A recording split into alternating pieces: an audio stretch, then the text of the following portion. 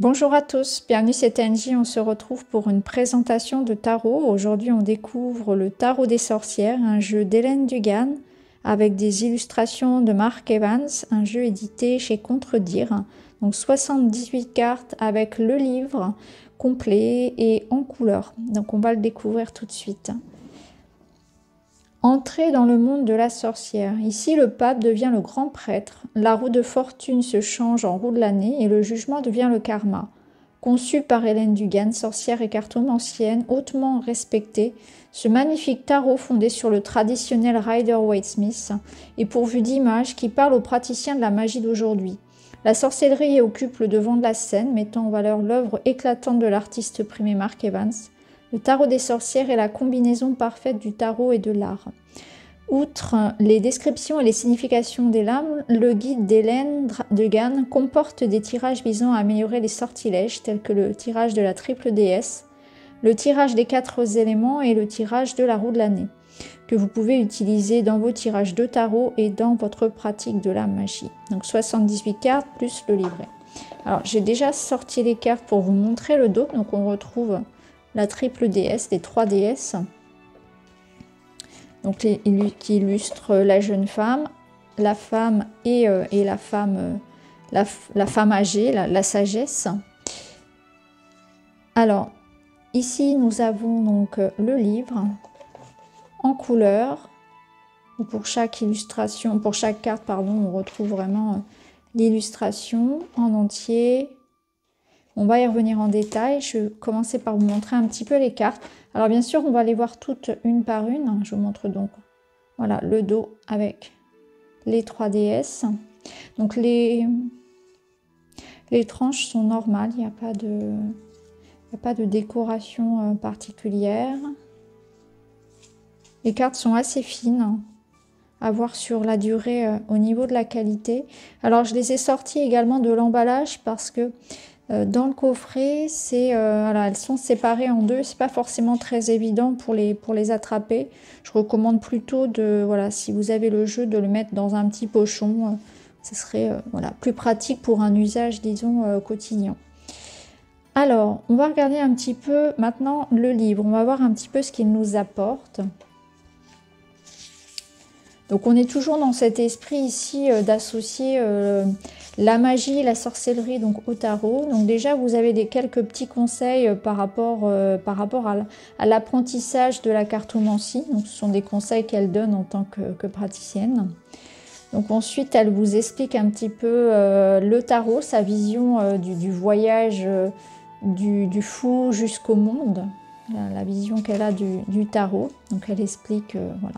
Ça, je ne rentre pas dans les détails, c'est des choses que vous pouvez lire en plus lorsque vous avez le jeu. Donc elle explique aussi la symbolique. D'ailleurs, à la fin du livre, vous retrouvez les symboliques. Les symboliques des chiffres. Et les symboliques également du tarot, c'est-à-dire les couleurs. Vous avez... Alors je sais que c'est à la fin, voilà, ici vous avez donc les significations donc, des lames numérales et des figures. Voilà, vous avez donc l'As, le 2, le 3, etc. ainsi que les figures, valet, cavalier, dame et roi. Et ensuite ici vous avez donc les symboles, donc ce que peut représenter donc, le symbole d'un adolescent, d'une baguette, du blason, du bâton, le bouclier, etc. Le cerf, le chat, tout ça, tout ce que ça peut représenter en fait en termes de symbolique sur les cartes, dans les illustrations. Alors pour chaque arcane, que ce soit les majeurs ou les mineurs, vous avez déjà donc toute une description de l'illustration au travers justement des symboliques qui sont expliquées ici mais qui sont reprises aussi à la fin du livre. Vous avez la signification de la carte.